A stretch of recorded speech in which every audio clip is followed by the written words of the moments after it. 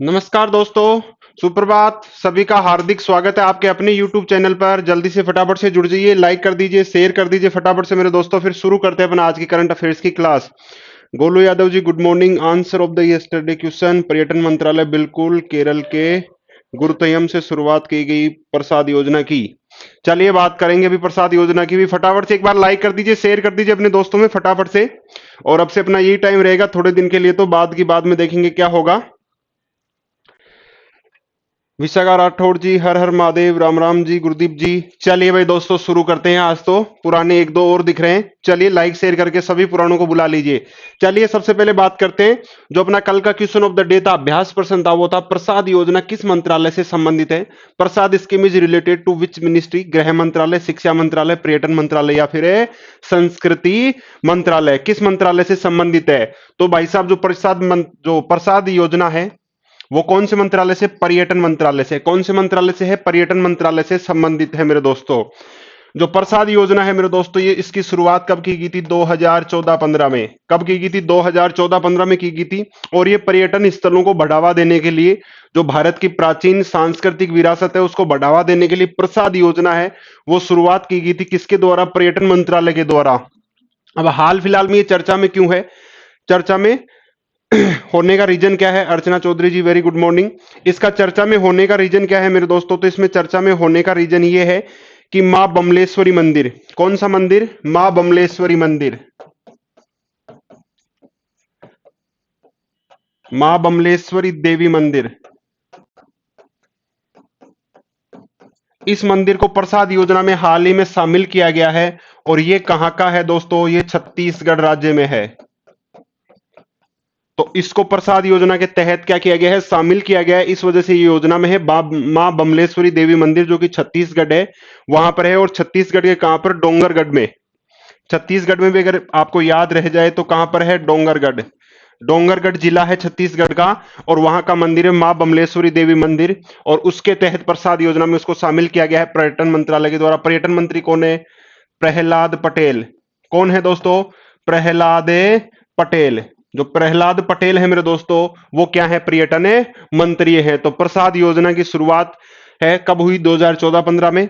किस मंत्रालय से संबंधित है? पर्यटन मंत्रालय से। अपनी भारत की जो सांस्कृतिक विरासत है, जो पुराने मंदिर है, काफी पुराने मंदिर है, तो उनको पर्यटन की जो नजर है वहां पर लाने के लिए, या वहां पर पर्यटन की सुविधाओं को और विकसित करने के लिए ये योजना चलाई जा रही है मेरे दोस्तों।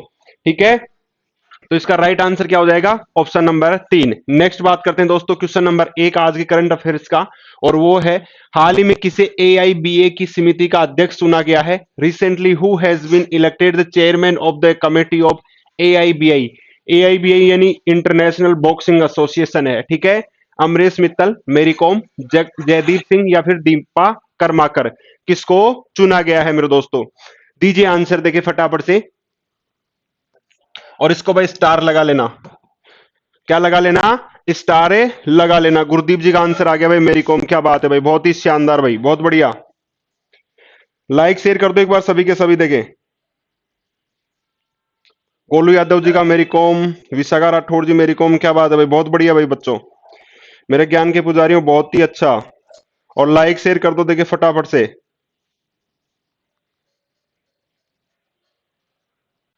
लाइक शेयर करो फटाफट से। लाइक कम कर रखा है भाई, 7 लोग देख रहे हैं, लाइक 5 ने किया भाई, जबकि लाइक तो ज्यादा होना चाहिए ना।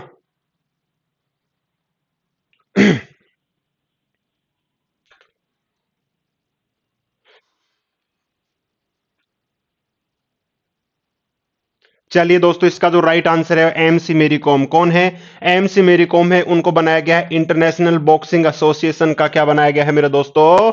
अध्यक्ष से नियुक्त किया गया है। इंटरनेशनल बॉक्सिंग एसोसिएशन की बात करें मेरे दोस्तों, 1946 में इसकी स्थापना हुई। कब है? 1946 में। और इसका मुख्यालय कहां है? स्विट्जरलैंड में। कहां पर है? स्विट्जरलैंड में है। और वेटरनर यानी कि जो वेटरनर्स हैं उनकी एक कमेटी है, वेटरनर्स की कमेटी है, यानी कि पुराने जो प्लेयर हैं, जो लीजेंड्स हैं बॉक्सिंग के, उनकी एक समिति बनाई गई है। और उस समिति का अध्यक्ष बनाया गया किसको? भारत की एमसी मेरी कॉम की, जो कि 6 बार की विश्व चैंपियन है। 6 बार की क्या है दोस्तों? विश्व चैंपियन है। 6 बार की विश्व चैंपियन है, उनको AIBA की जो कमेटी है वेटरनर्स की, उनका क्या बनाया गया है दोस्तों, चेयरमैन बनाया गया है। और इसका जो अध्यक्ष है और इसका उमर नजरेविच, उमर नजरेविच है मेरे दोस्तों, वो क्या है, इसके अध्यक्ष हैं, किसके, इंटरनेशनल बॉक्सिंग एसोसिएशन के। और इसकी एक कमेटी बनाई गई है, उसकी अध्यक्ष बनाया गया है MC मेरी कॉम को। तो क्वेश्चन नंबर 1 का राइट आंसर हो जाएगा ऑप्शन नंबर 2 MC मेरी कॉम। अमिचंद सामोदा जी गुड मॉर्निंग, बहुत बढ़िया भाई। गुरदीप जी बहुत बढ़िया, दीपा जी गुड मॉर्निंग भाई। लुसाने में, बिल्कुल लुसाने स्विट्जरलैंड में इसका मुख्यालय है। नेक्स्ट बात करते हैं दोस्तों क्वेश्चन नंबर 2। क्वेश्चन नंबर 2 है आपकी स्क्रीन पर। किस सरकार ने सांस्कृतिक परिसर कलापुंज के निर्माण के लिए 50 करोड़ रुपए की मंजूरी दी है? Which government has approved RS 50 crore for the construction of the cultural complex Kalapunj? Karnataka, Uttar Pradesh, Kerala या फिर दिल्ली? किस सरकार ने ये किया है भाई? लाइक शेयर कर दो, देखे फटाफट से ज्यादा शेयर करो भाई। चलिए दीजिए आंसर। किस सरकार ने सांस्कृतिक परिसर कलापुंज के निर्माण के लिए 50 करोड़ रुपए की मंजूरी दी है? विशाखा जी का केरल आया, क्या बात है भाई, बहुत बढ़िया। और लोग दीजिए फटाफट से। चलिए मेरे प्यारो, इसका जो राइट आंसर होगा ऑप्शन नंबर डी होगा, दिल्ली। दिल्ली सरकार है, उसने किया है कौन सा, सांस्कृतिक परिसर कलापुंज के निर्माण के लिए क्या दी है, मंजूरी दी है। कितने करोड़ रुपए का बजट पास किया है दोस्तों? 50 करोड़ रुपए का बजट है वो पास से किया गया है। तो इसके अंतर्गत क्या होगा, सांस्कृतिक जो विरासत है उसके लिए ये किया गया है, परिसर बनाया गया है। दिल्ली की बात करें तो साहब कौन है, अरविंद केजरीवाल। कौन से साहब, अरविंद केजरीवाल साहब हैं, वो क्या है दोस्तों, यहाँ के मुख्यमंत्री हैं। और उपराज्यपाल कौन है यहाँ के, उप राज्यपाल। और उपराज्यपाल है कौन दोस्तों, अनिल बैजल। कौन है, अनिल बैजल। अनिल बैजल है, वो क्या है, उपराज्यपाल है। और उप मुख्यमंत्री कौन है, मनीष सिसोदिया है, वो क्या है, उप मुख्यमंत्री हैं। तो क्वेश्चन नंबर 2, किस सरकार ने सांस्कृतिक परिसर कलापुंज के लिए 50 करोड़ रुपए का बजट दिया है? तो ये दिल्ली सरकार ने दिया गया है। इसकी घोषणा उप मुख्यमंत्री मनीष सिसोदिया जी ने की है। बिल्कुल, बहुत बढ़िया गुरदीप जी। चलिए नेक्स्ट बात करते हैं क्वेश्चन नंबर 3। और क्वेश्चन नंबर 3 है आपकी स्क्रीन पर। वर्ष 2020 में अंतरराष्ट्रीय पेटेंट का सबसे बड़ा आवेदक देश कौन सा बना? विच country has become the largest applicant of international patents in the year 2020? Bharat, America, चीन या फिर जापान? दीजिए आंसर, देखे भाई फटाफट से। 2020 में अंतरराष्ट्रीय पेटेंट का सबसे बड़ा आवेदक देश कौन सा बना है?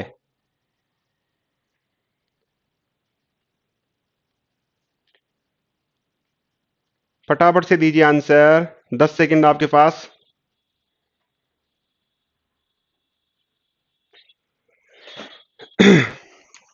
तो इसका जो सबसे बड़ा आवेदक देश बना है वो कौन सा बना है दोस्तों, चीन बना है। कौन सा बना है, चीन बना है। किसके लिए, अंतरराष्ट्रीय पेटेंट के लिए।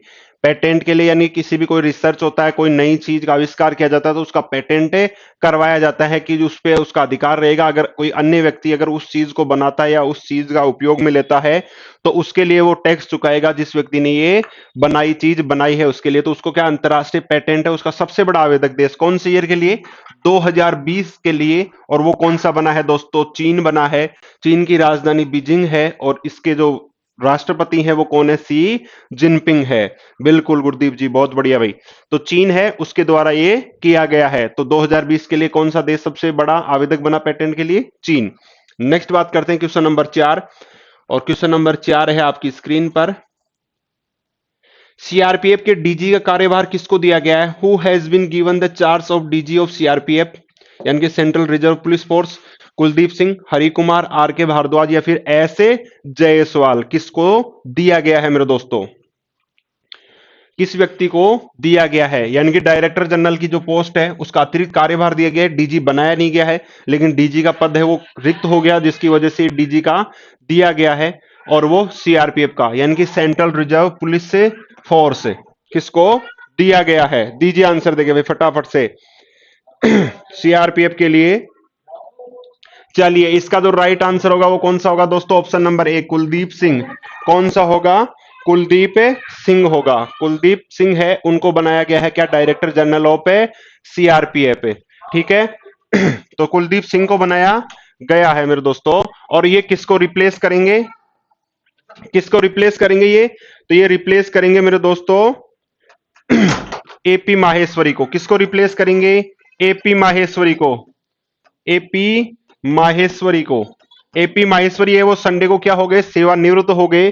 तो इनकी जगह लेंगे कौन? कुलदीप सिंह है। इनको अतिरिक्त कार्यभार दिया गया है। सेंट्रल जोन सीआरपीएफ का जो सेंट्रल जोन है उसके डीजी थे, और अब इनको क्या डीजी का अतिरिक्त कार्यभार है दिया गया है मेरे दोस्तों। कुलदीप सिंह है ये 1986 बैच के क्या हैं? आईपीएस हैं। और एपी माहेश्वरी 1984 बैच के आईपीएस थे। ठीक है। 1984 बैच के आईपीएस थे, और कुलदीप सिंह है वो 1986 के क्या थे दोस्तों? आईपीएस हैं, जिनको अतिरिक्त कार्यभार दिया गया है। सीआरपीएफ की बात करें तो 27 जुलाई 1939 को इसकी स्थापना हुई। कब हुई? 27 जुलाई 1939 को। हेडक्वार्टर कहां है? दिल्ली में है। गृह मंत्रालय के अधीन आता है। सेवा और निष्ठा। सेवा और निष्ठा इसका क्या है? मोटो है। सेवा और निष्ठा, सर्विस एंड लॉयल्टी है वो क्या है? इसका मोटो है, इसका आदर्श वाक्य है। तो सीआरपीएफ के डीजी का कार्यभार किसको दिया गया है? कुलदीप सिंह को दिया गया है मेरे दोस्तों। चलिए नेक्स्ट क्वेश्चन की बात करते हैं, क्वेश्चन नंबर 5। और क्वेश्चन नंबर 5 है आपकी स्क्रीन पर।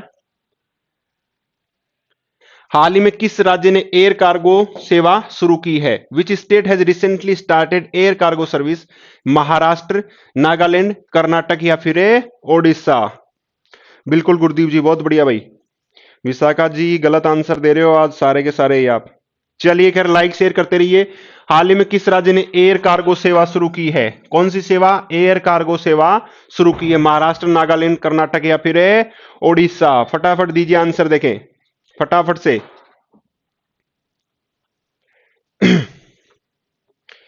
गोलू यादव जी का उड़ीसा आया है, क्या बात है भाई, बहुत बढ़िया भाई। देखें अब सारे उड़ीसा देंगे मेरे हिसाब से।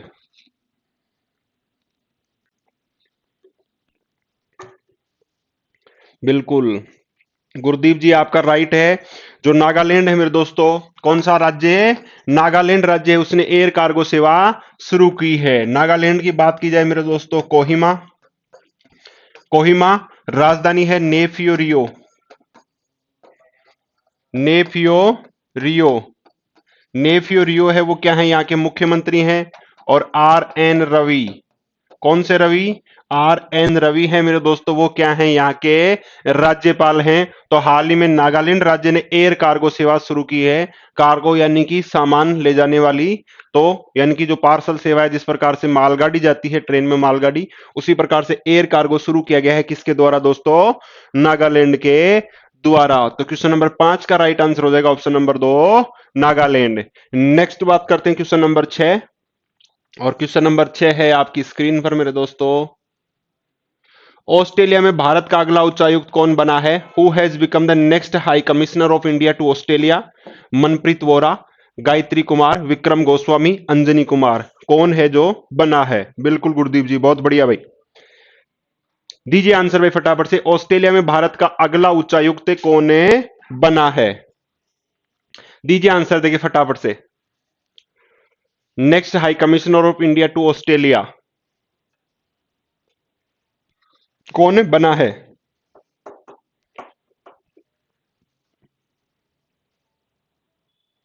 फटाफट से दीजिए आंसर। अभी देखो थोड़ा सा अपन फटाफट से कर रहे हैं क्वेश्चन थोड़े दिन के लिए, उसके बाद में आपका टाइम है वो बढ़ा के 1 घंटा कर देंगे। अभी थोड़े दिन के लिए आधा घंटा रहेगा आपका, लेकिन क्वेश्चन है वो करवा रहे हैं फटाफट से, है ना। तो क्वेश्चंस में कोई कमी नहीं रहेगी आपके लिए। लेकिन जैसे जैसे धीरे धीरे आप लोग जुड़ते जाओगे इसके साथ में, जैसे अभी 8-9 लोग आ रहे हैं, तो ये पहले की तरह 20-22 लोग हो जाएंगे, तो इसको अपन बढ़ा देंगे। चलिए इसका right answer option number 1, Manpreet Vora. कौन सा? मनप्रीत वोरा है वो क्या बने हैं? ऑस्ट्रेलिया में भारत के अगले उच्चायुक्त बने हैं मेरे दोस्तों। मनप्रीत वोरा हैं, वो पहले कहां पर? मैक्सिको में थे। कहां पर थे? मैक्सिको के उच्चायुक्त थे। मैक्सिको में क्या थे मेरे दोस्तों? उच्चायुक्त थे। कौन? मनप्रीत वोहरा। और अभी कहां के बनाए गए हैं? ऑस्ट्रेलिया के। ऑस्ट्रेलिया की बात करें तो कैनबरा क्या है दोस्तों? राजधानी। कहां पर है? कैनबरा। और प्रधानमंत्री कौन है? Scott Morrison. कौन से Morrison? Scott Morrison. Scott Morrison है वो क्या है दोस्तों, प्रधानमंत्री है कहां के, ऑस्ट्रेलिया के। तो क्वेश्चन नंबर 6 का राइट आंसर हो जाएगा ऑप्शन नंबर 1 मनप्रीत वोहरा। ठीक है मेरे दोस्तों। चलिए भाई नेक्स्ट क्वेश्चन की बात करते हैं, क्वेश्चन नंबर 7, और क्वेश्चन नंबर 7 है आपकी स्क्रीन पर। युद्ध अभ्यास डेजर्ट फ्लैग किस देश में शुरू हुआ है? In which country has the war exercise desert flag started? Bharat, Saudi Arabia, UAE या फिर है ऑस्ट्रेलिया? कहां पर इसकी शुरुआत है की गई है दोस्तों? दीजिए आंसर देंगे भाई फटाफट से। केनबरा, स्कॉट मॉरिसन, बिल्कुल बहुत बढ़िया भाई। दीजिए आंसर फटाफट से। युद्ध अभ्यास डेजर्ट फ्लैग, कौन सा फ्लैग है? डेजर्ट फ्लैग, डेजर्ट फ्लैग है, उसकी शुरुआत है कहां पर हुई है? दीजिए आंसर देखें। यूएई दिया है गुरदीप जी ने, क्या बात है भाई गुरदीप जी, बहुत बढ़िया भाई गुरदीप जी, आपकी तैयारी अच्छी है, लगे रहो। परवीन लंबोरिया जी भारत, क्या बात है भाई, यूएई, क्या बात है, बहुत बढ़िया भाई। युद्ध अभ्यास डेजर्ट फ्लैग किस देश में शुरू हुआ है? इसमें भारत भी हिस्सा लेगा। दीपा जी का ऑप्शन नंबर 3 आ रहा है।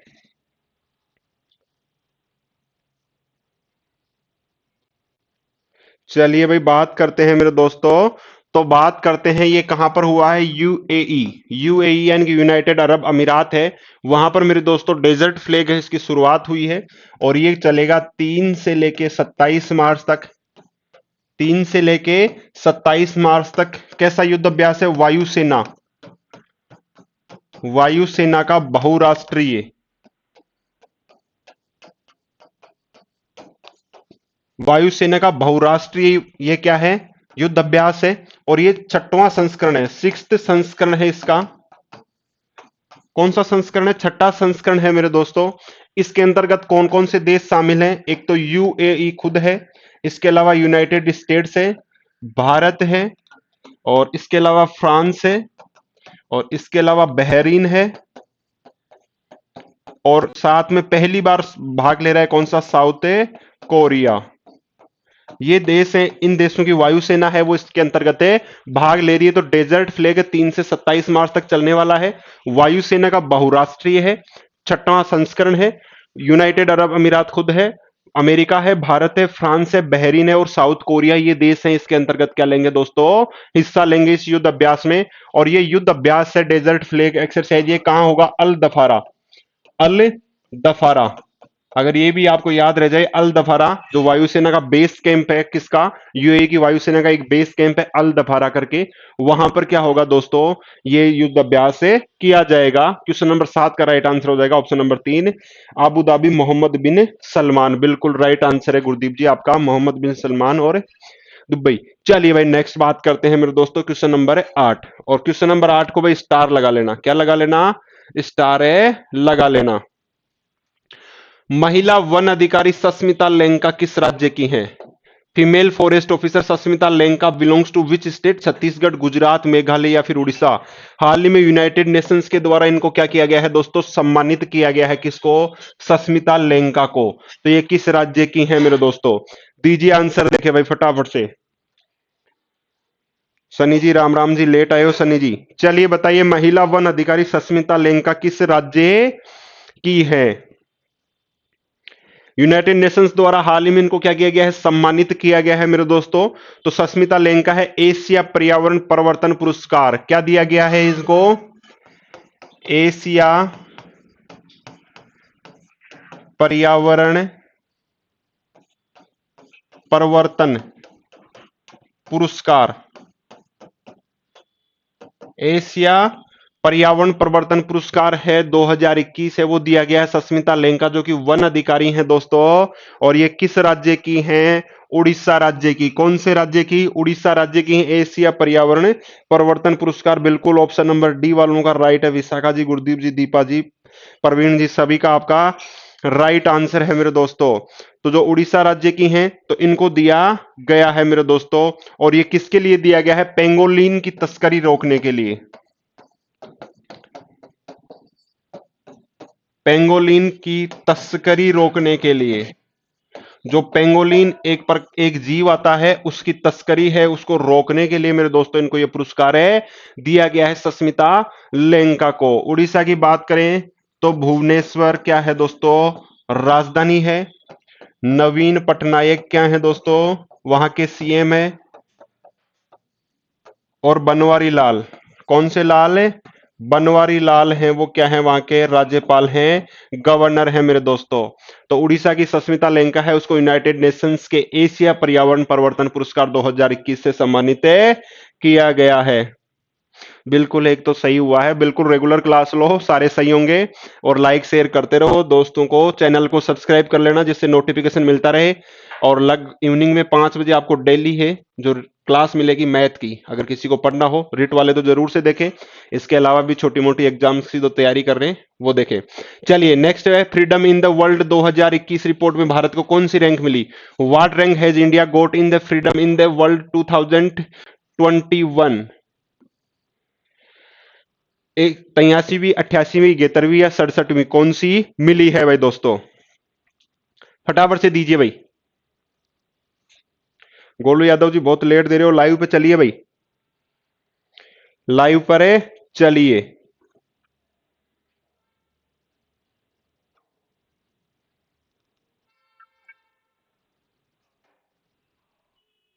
हाँ गणेशी लाल, सॉरी, अच्छा मैंने बनवारी लाल बता दिया, गणेशी लाल कर लेना भाई, है ना। हाँ गणेशी लाल 67, विशाखा जी 67। चलिए भाई बताइए, देखें 83, क्या बात है भाई, देखते हैं, देखें। ऑप्शन नंबर फोर्थ दे रहे हैं। चलिए मेरे दोस्तों, इसका जो राइट आंसर होगा ऑप्शन नंबर 2, 88th रैंक है, वो मिली है किसमें, फ्रीडम इन द वर्ल्ड 2021 के अंतर्गत। तो freedom in the world 2021 report में भारत को कौन सी रैंक प्राप्त हुई, 88वीं रैंक प्राप्त हुई है। भारत का जो स्कोर रहा है मेरे दोस्तों, वो कितना रहा है, भारत का जो स्कोर रहा है वो कितना रहा है, 67। स्कोर कितना रहा है भारत का, 67 रहा है, स्कोर रहा है। 83 है वो 2020 में रैंकिंग थी मेरे दोस्तों, कौन सी, 2020 में 83वीं, और 2020 में जो स्कोर था वो कितना था, 71 है स्कोर था। फ्रीडम इन द वर्ल्ड जो रिपोर्ट है मेरे दोस्तों, फ्रीडम हाउस, कौन सा हाउस है, फ्रीडम हाउस। और फ्रीडम हाउस के द्वारा जारी की जाती है, जिसका मुख्यालय कहां है, वाशिंगटन डीसी। वाशिंगटन डीसी में जिसका मुख्यालय है फ्रीडम हाउस, उसके द्वारा ये रिपोर्ट है वो जारी की जाती है, फ्रीडम इन द वर्ल्ड 2021। इसके अंतर्गत कुल 211 देश शामिल थे, कुल 211 देश से शामिल थे, कुल 211 देश शामिल थे, जिसमें भारत को कौन सी रैंक प्राप्त हुई, 88वीं रैंक के प्राप्त हुई। इसके अंतर्गत पहला स्थान 100 स्कोर के साथ में, यानी कि 100 में से 100 स्कोर प्राप्त किया है किन दो देशों ने, 3 देश हैं सॉरी, फिनलैंड है, नॉर्वे है, और इसी के साथ में कौन सा है, स्वीडन। इनके नोट्स बनाते रहना भाई, बहुत इंपॉर्टेंट क्वेश्चंस हैं। फिनलैंड है, नॉर्वे है, स्वीडन है, ये 3 देश हैं, ये टॉप पे रहे हैं, इन तीनों ने 100 का स्कोर प्राप्त किया है। और भारत 67 स्कोर के साथ में 88वें नंबर पर है रहा है। बात करें फ्रीडम इन द वर्ल्ड जो रिपोर्ट है मेरे दोस्तों, 1973 से 1973 से प्रकाशित हो रही है, कब से, 1973 से प्रकाशित हो रही है, हर साल प्रकाशित होती है। तो आपको क्या क्या याद रखना है, freedom in the world 2021 report किसके द्वारा, फ्रीडम हाउस के द्वारा जारी की जाती है। 1973 से ये रिपोर्ट जारी की जा रही है। भारत का स्कोर कौन सा है, भारत का रैंक कौन सी, 88वीं, स्कोर 67 है, और टॉप पे फिनलैंड, नॉर्वे और स्वीडन रहा है। कुल कितने देश, 211 देश हैं वो कुल रहे हैं। सन्नी जी बता दिया ना, 211 देश इसमें कुल शामिल थे। बाकी देखो देशों की कोई संख्या नहीं है निश्चित, अलग अलग है। जैसे यूनाइटेड नेशंस है उसमें 193 देश हैं, आईएमएफ है उसके अंतर्गत 190 देश हैं। अभी इसमें बात की फ्रीडम इन द वर्ल्ड, इसमें 211 देश हैं, तो अलग अलग क्राइटेरिया है, तो कुल देशों की कोई संख्या नहीं है, अगर आप जर्नली में पूछ रहे हो तो। नेक्स्ट बात करते हैं क्वेश्चन नंबर 10 मेरे दोस्तों, और क्वेश्चन नंबर 10 आपकी स्क्रीन पर है। किस राज्य ने मेजर ध्यानचंद स्टेडियम योजना की घोषणा की है। हाल ही में जो बजट पारित किया गया है किस राज्य के द्वारा, तो उसके अंतर्गत मेजर ध्यानचंद स्टेडियम योजना की घोषणा की गई। Which state has announced major Dhyanchand stadium scheme, Bihar, Rajasthan, Madhya Pradesh या फिर पंजाब। ढंग से गूगल नहीं हुआ, कोई दिक्कत नहीं, आराम से कर लो गूगल, कोई दिक्कत, कोई बड़ी वाली बात है नहीं है। लाइक शेयर करते रहना। देखो फटाफट से आधे घंटे में आपको 10 क्वेश्चंस करवाए, वो भी डिटेल के साथ में। अब और लोगों की तरह वो चीर दे फाड़ दे वो तो होता नहीं, ठीक है। चलिए बताइए फटाफट से, और टाइम धीरे धीरे बढ़ा देंगे, लेकिन आप लोग लाइक करो, शेयर करो, सब्सक्राइब करो, चैनल को दोस्तों से करवाओ, थोड़ा सा सहयोग करो आप लोग।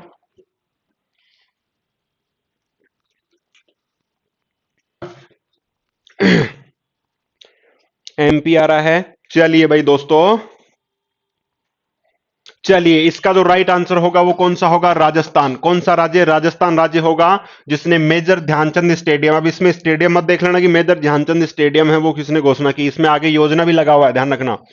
क्या लगा हुआ है? योजना है, स्कीम है, वो की गई है। और इस स्कीम के तहत क्या होगा दोस्तों? राजस्थान के प्रत्येक ब्लॉक में एक स्टेडियम का निर्माण किया जाएगा। एक स्टेडियम का क्या किया जाएगा? निर्माण किया जाएगा मेरे दोस्तों। तो राजस्थान का जो प्रत्येक ब्लॉक है उसमें एक स्टेडियम का निर्माण किया जाएगा, जिससे कि युवा हैं वो आगे अग्रसर हो, खेल कूद उसमें आगे बढ़ सकें और वो शारीरिक रूप से फिट हो सके। नहीं तो आजकल क्या, फोन लेके बैठ जाते हैं मस्ती से आराम से, बस और कोई मतलब नहीं, सोना बाबू जानू करते रहते हैं ना। तो वो ना करें, वो थोड़ा सा खेले कूदे, शरीर से अगर कुछ काम करेंगे तो दिमाग भी सही काम करेगा। तो ऑप्शन क्वेश्चन नंबर 10 का राइट आंसर राजस्थान। और राजस्थान की राजधानी जयपुर।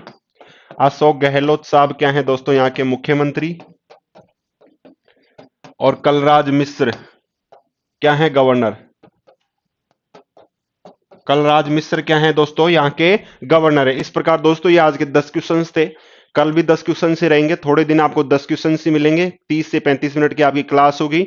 लेकिन औरों की तरह फालतू की बकवास नहीं कर रहे, सीधे सीधे क्वेश्चंस बता रहे हैं, डिटेल में बता रहे हैं। आप सब्सक्राइब करें और चैनल को शेयर तो करना ही करना है। और साथ में शाम को इवनिंग में जो मैथ की क्लास होगी वो भी लेनी है, इवनिंग की क्लास है वो भी चलेगी सभी के लिए। तो सभी के सभी है वो दोस्तों, लाइक शेयर करते रहें। और क्वेश्चन ऑफ द डे का आंसर आप नहीं दे रहे, गुरदीप जी आप भी नहीं दे रहे, विशाखा जी भी नहीं दे रहे, आप लोग भाई, आप सब लोग जो पहले आंसर देते थे, कमेंट करके आंसर जरूर से दे जो क्वेश्चन ऑफ द डे दिया जाता है मेरे दोस्तों। और आज रिवीजन नहीं कर पाएंगे, थोड़ा सा 2-3 मिनट लेट हो गए थे, तो अभी फटाफट से आप लोग हैं जो मेरे दोस्तों, ये क्वेश्चन ऑफ द डे है, इसका आंसर आपको कमेंट बॉक्स में देना है, ठीक है? तो ऐसे ही हंसते रहिए, मुस्कुराते रहिए, चैनल को सब्सक्राइब करते रहिए, प्यार मोहब्बत बांटते रहिए। थैंक यू मेरे दोस्तों।